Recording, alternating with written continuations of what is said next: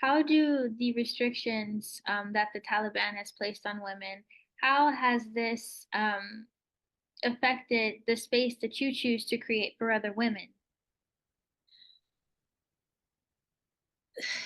To be honest with you, it's discouraging, but at the same time, there is a need for it even more so now than there was before.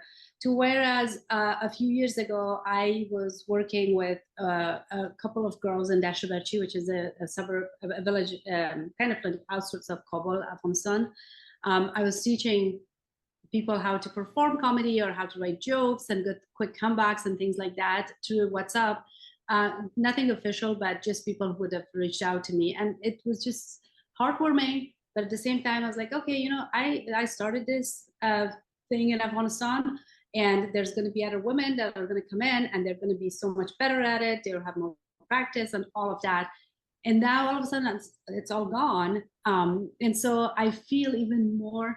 There's the one aspect of it, the disappointment that comes along with that, but also the added responsibility of like, okay, so there's no one else to pick up this, so you kind of have to do it, whether or not it's convenient, whether or not it's fun anymore. So I have been very selective in performances and where I perform, because another aspect of it is, even though I don't live in Afghanistan, the danger to women like me is actually heightened here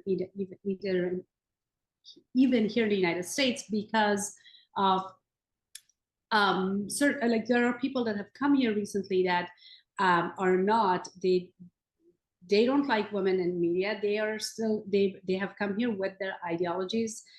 They packed up their ideologies with them and came to the United States. So I have had very close calls at some of my shows where people have come up and they have started threatening. So I have to change my tactics and choose my audiences very wisely and make sure that I don't put myself in any kind of unnecessary danger. And that is the part that really hurts me, because even though I don't live in Afghanistan, but as a woman that was born in Afghanistan, that identity and that still carries here. So if I start speaking Farsi or start performing in Farsi and people know that I'm from Afghanistan, they automatically react to it.